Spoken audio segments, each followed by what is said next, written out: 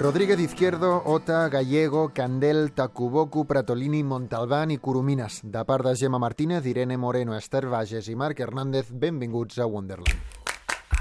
Wonderland, a Ràdio 4.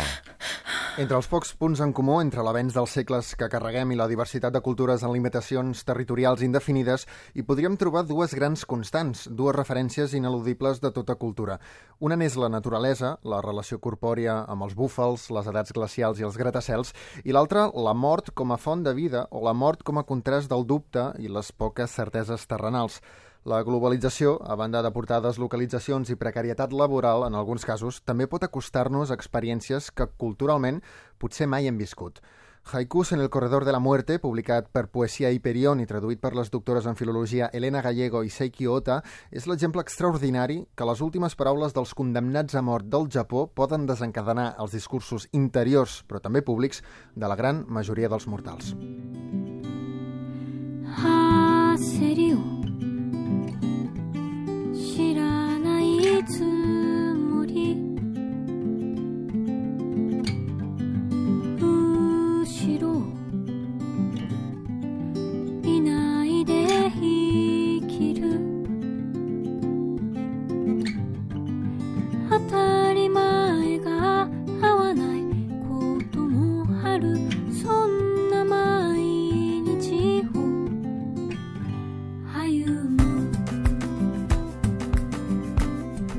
Elena Gallego es profesora titular del Departamento de Estudios Hispánicos de la Universidad Sofía de Tokio y hoy la tenemos aquí en Radio 4 para comentar este libro Haikus en el corredor de la muerte. Buenas tardes, Elena. Hola, buenas tardes. ¿Cómo es posible llegar a traducir estos haikus sin hacer pausas, es decir, sin ser preso de la emoción? Bueno, pues realmente es muy difícil porque estos haikus tienen una carga emocional tan fuerte, tan intensa, que una se ve desbordada. Y cuando estoy traduciendo, a menudo, pues, tengo que parar un poco para soltar esa carga emocional, puesto que la poesía es muy intensa y a veces, pues, son sentimientos de alegría, a veces de tristeza, pero todo es muy intenso. Desde el punto de vista europeo, a menudo asociamos el haiku, la estructura del poema, a un poema simplemente que se podría trasladar del imaginario europeo de la naturaleza en Japón. Pero en este libro nos damos cuenta que son poemas con una carga humanística realmente importante y también con cierta carga política de la reflexión de la muerte con el entorno. En este punto era necesario traducir este haikus en el corredor de la muerte para llevar a España también esta sensación que podría ser completamente compartida entre ambas culturas. Yo creo que el haiku efectivamente es la poesía de la naturaleza y, bien pensado, que hay más natural que la muerte, ¿no? Desde que nacemos sabemos que vamos a morir y los condenados a muerte creo que sufren o experimentan como un proceso de catarsis que les hace experimentar vivamente lo que es el dolor de la muerte antes de experimentarla.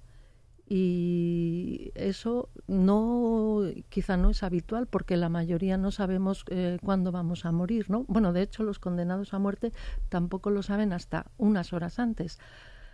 Pero el hecho ya de estar condenado te hace sentir una serie de procesos a los cuales los demás no tenemos acceso y, aunque no son habituales, son totalmente naturales.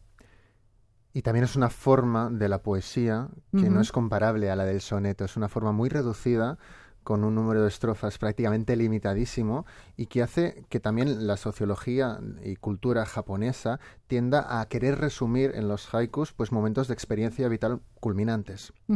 Efectivamente, porque la cultura occidental, digamos que tiende a la explayación, a la explicación. Al soneto. Al soneto, 14 versos. Entonces necesitamos 14 versos pues para explicar un tema, unos sentimientos. Sin embargo, los japoneses tienden a leer en el aire, a leer entre líneas, y ese concepto aparece resumido en el haiku, que son 3 versos, pero con tal condensación, con tal intensidad, que lo que no está escrito queda a la imaginación de los lectores. Leo uno de ellos, si le parece bien. Ejecución mañana. Igualo las uñas cortándolas, noche primaveral. Elena Gallego es doctoranda en Sevilla con una tesis cum laude titulada Lengua, Literatura y Culturas Comparadas, donde te proponías las dificultades que planteaba la traducción del japonés al español. En un formato tan breve como lo son los haikus, este recopilatorio también debe haber sido todo un reto. Efectivamente, es un reto porque ¿cómo expresar lo que siente un poeta, una persona, un condenado a muerte en tan solo 17 sílabas, ¿no? 5, 7, 5. Y ejecución mañana, igualo las uñas, ¿no? Entonces ahí nos está dando la idea de que mañana va a morir, va a ser ejecutado, va a dejar de existir. Pero no es eso lo que le preocupa. Lo que le preocupa realmente es ir limpio a la muerte, ¿no? Algo tan nimio, tan trivial como igualarse las uñas. ¿Qué puede importar si mañana vas a estar muerto, no?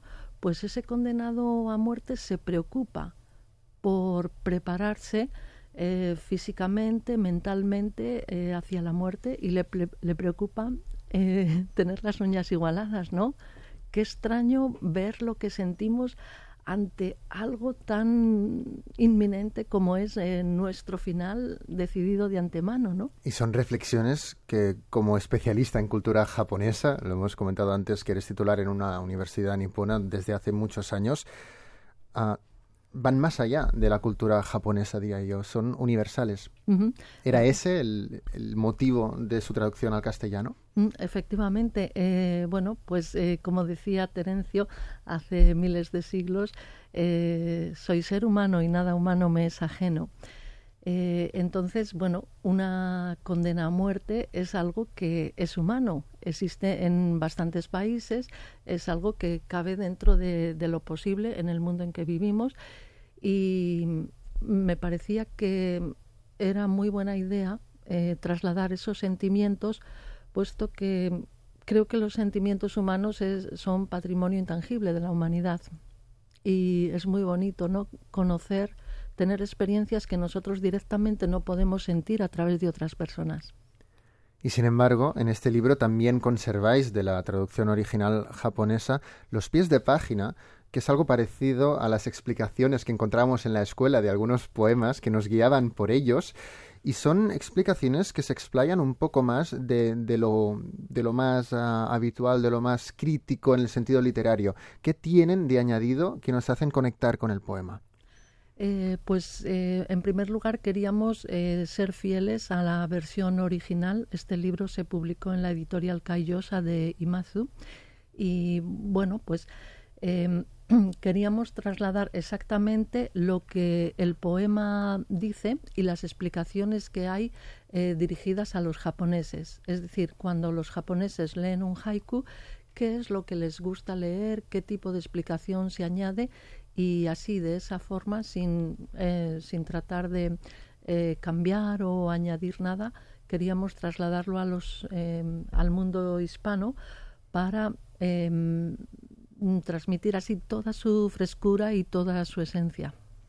Meigo era un reo que fue ejecutado a los 48 años y escribía: me golpean y me golpea Dios, paso la noche vieja.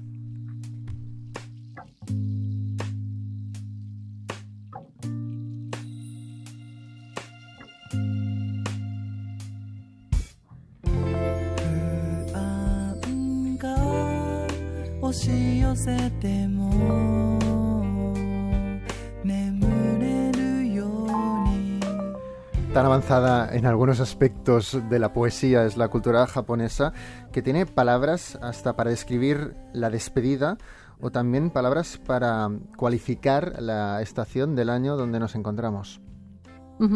Efectivamente, en la poesía haiku, como está íntimamente ligada a la japonesa, como la poesía haiku está íntimamente ligada a la naturaleza, hay una palabra que es kigo, es justamente la palabra de estación en el haiku, y este precisamente es el título del primer libro que publicamos en el año 2013 para sentar un poco las bases de lo que es el haiku, qué elementos necesita, qué reglas hay, etcétera.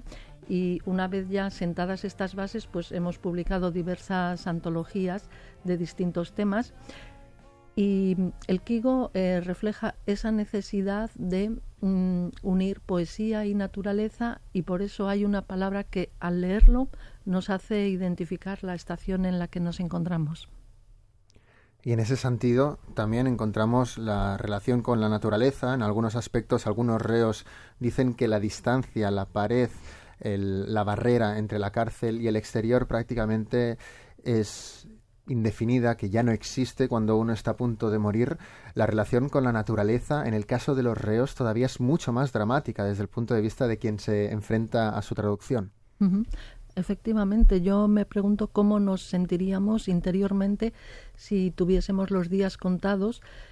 Supongo que es una descarga emocional tan fuerte que el mundo alrededor, nuestra realidad, se desdibujaría y estaríamos como más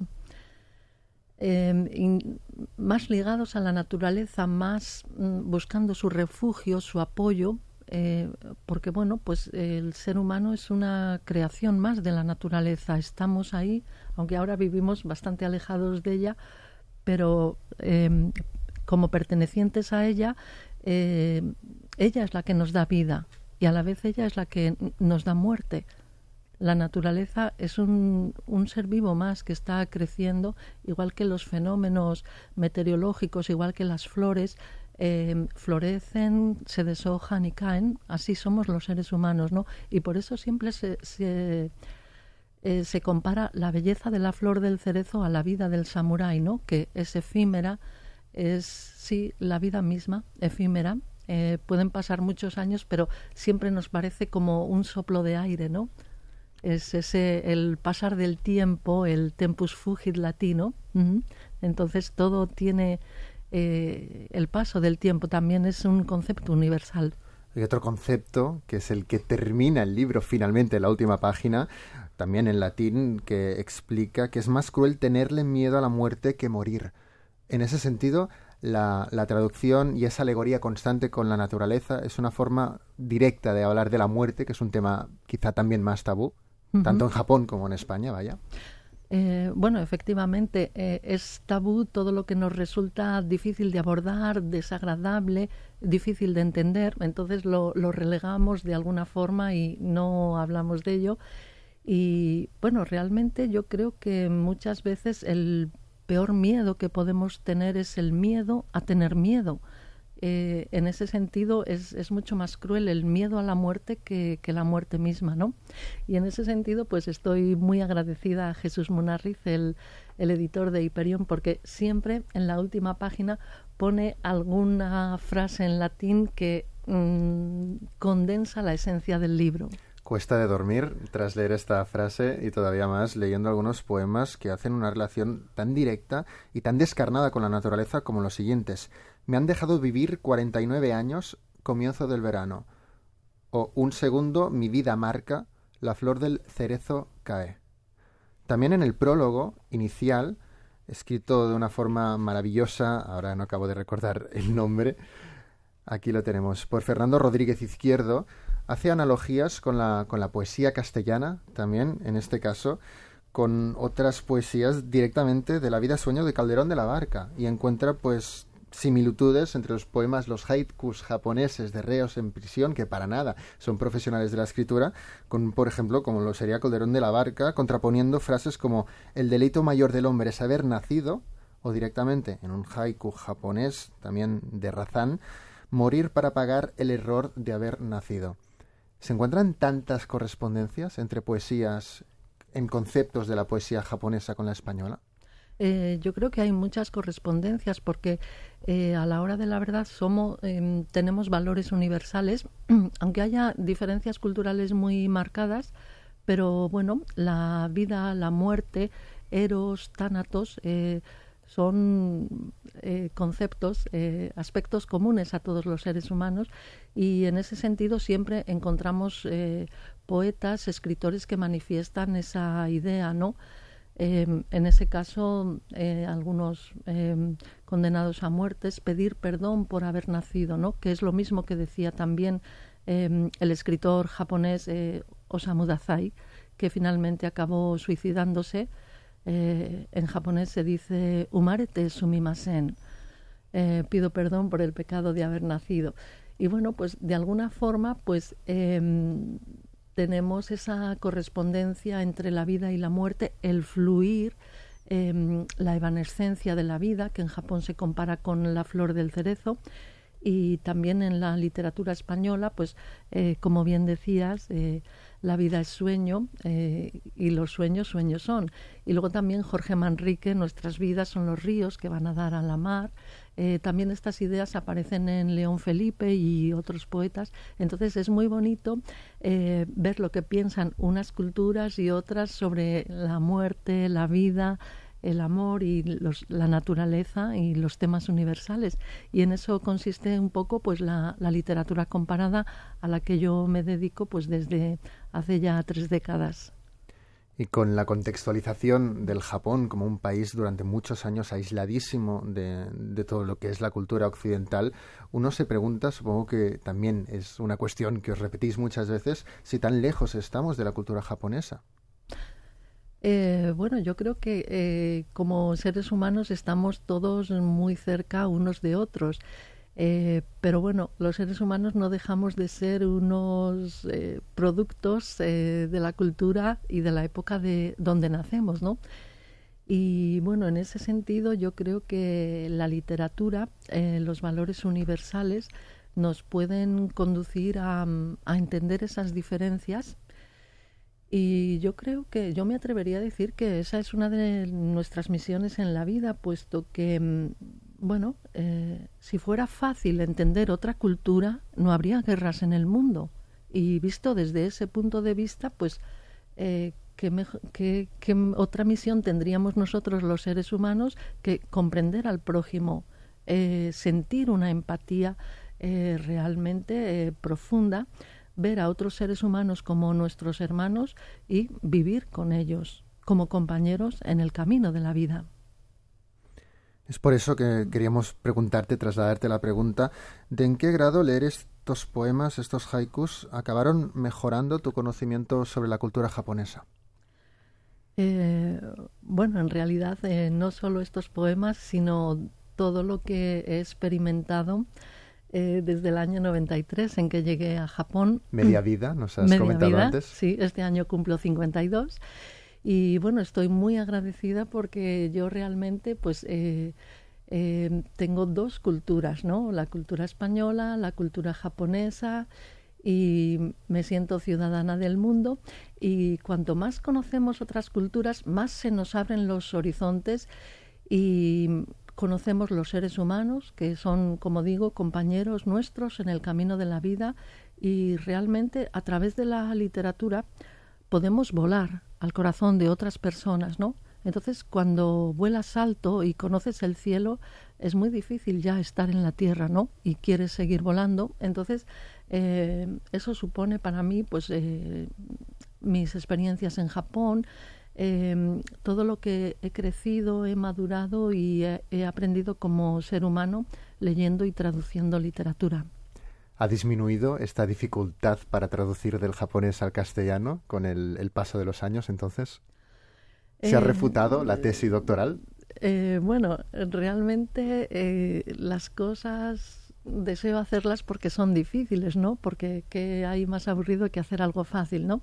Entonces yo leo y siento en japonés y pienso cómo traducir esta idea al español de la forma más entendible posible, ¿no?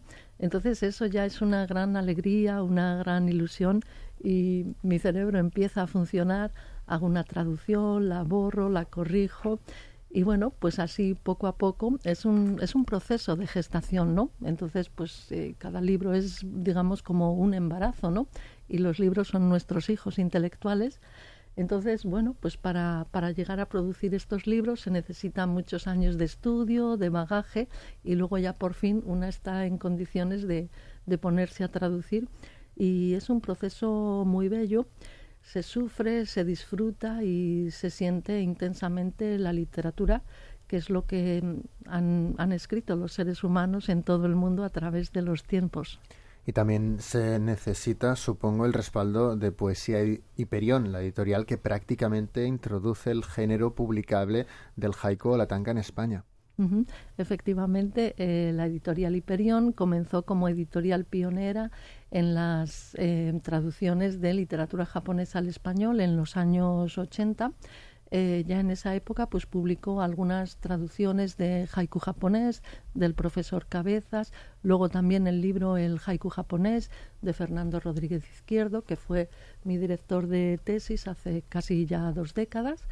Y bueno, en ese sentido, Hiperión, que fue fundada en el año 76, lleva ya pues casi 50 años de andadura, y eso siempre se agradece mucho, trabajar con un editor tan culto, tan experimentado como es Jesús Munarriz, y bueno, pues encantada de colaborar con editores tan buenos y publicar en Hiperión, que tantos lectores tiene, y realmente pues estoy muy sorprendida por lo que me has comentado, ¿no? ¿Cómo te ha llegado al alma estos poemas y lo que has sentido leyéndolo? Suerte que los diferenciáis en capítulos y hay páginas blancas entre poema y poema, porque realmente es muy duro.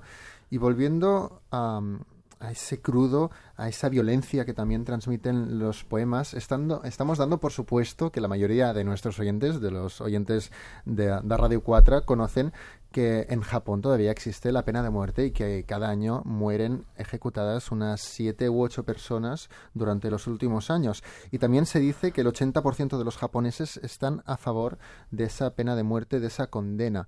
En Japón, tras vivir media vida, como nos decías, si la muerte es un tabú, ¿la pena de muerte lo sigue siendo?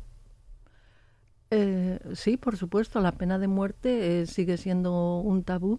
De hecho, es muy curioso, pero hay muchos japoneses que ni siquiera saben que la pena de muerte existe en Japón. O sea, no es ya que estén a favor o en contra, sino que no saben que en su país hay pena de muerte.